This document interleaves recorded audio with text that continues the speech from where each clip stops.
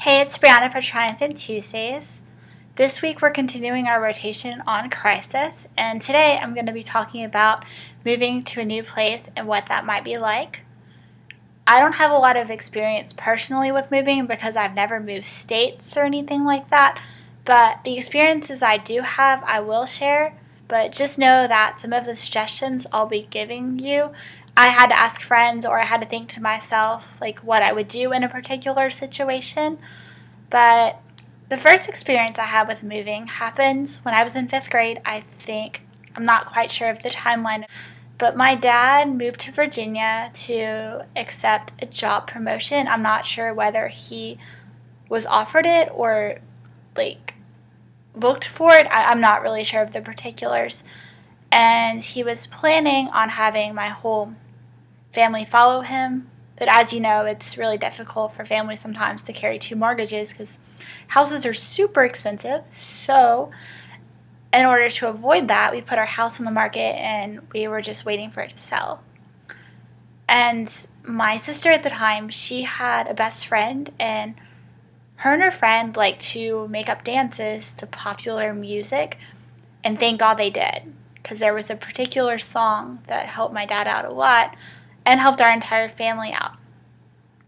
And the song went a little bit like this. I saw the sign, and it opened up my eyes. I saw the sign, life is demanding without understanding. I saw the sign, and it opened up my eyes. I saw the sign, no one's gonna drag you up to get into the light where you belong.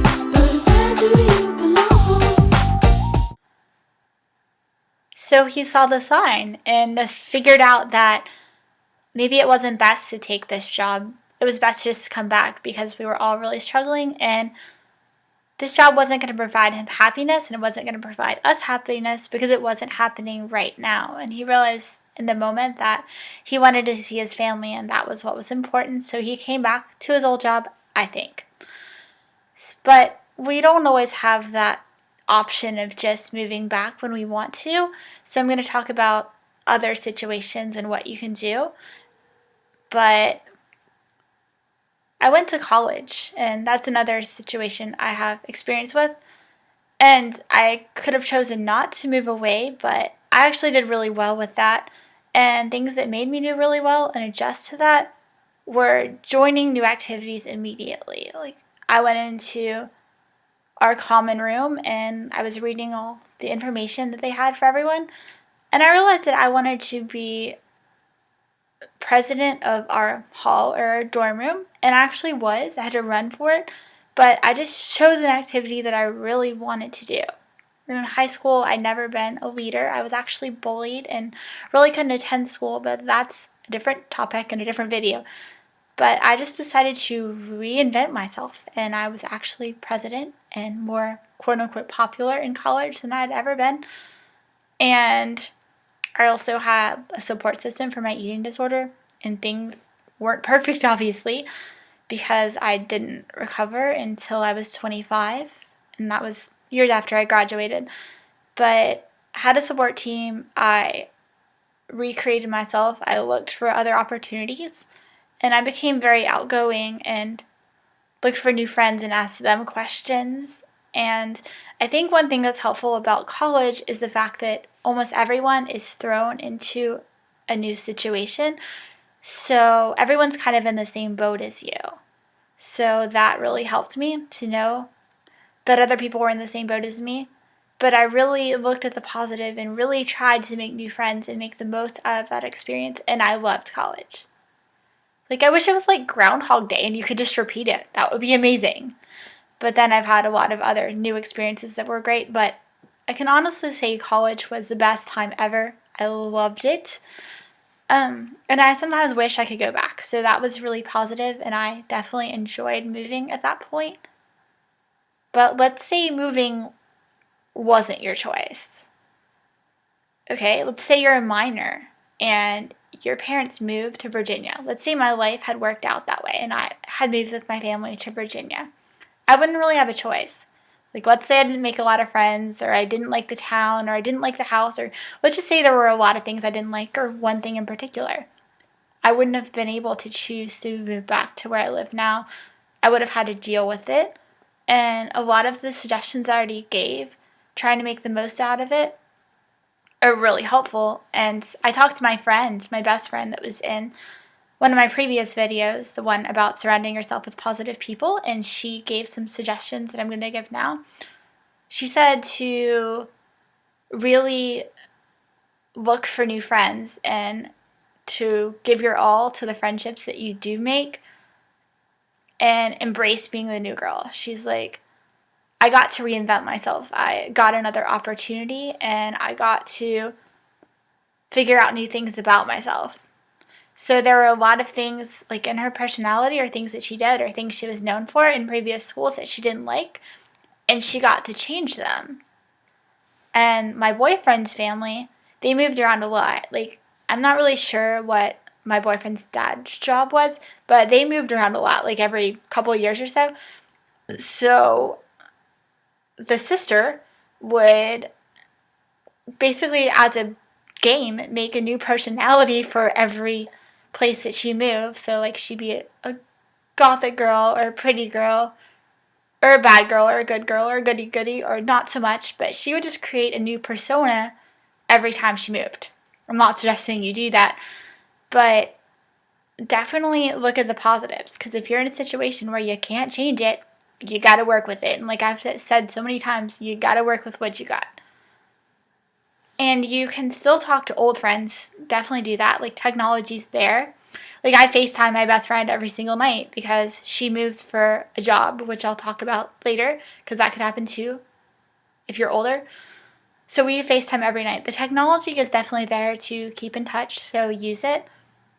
And still do your same activities. Like, if you played soccer or something, join the new team.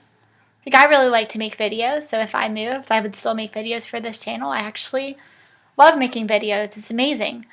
So I would still do that, and I think that that would help me feel more connected to my past. But try something new. Maybe the new town is really pretty, or you like it better. Go outside more often. Do the things you like. And really try to focus on the positives, because like I said, you can't change it. So just list all the things you like about the new place and just try to reach out and make friends and keep trying. If it doesn't work immediately, just keep trying, because you gotta kind of stay with it. And obviously, if you need support, you can get a therapist. And if you're a minor and you're already dealing with an eating disorder, that can be really rough, and changing treatment teams can be really rough.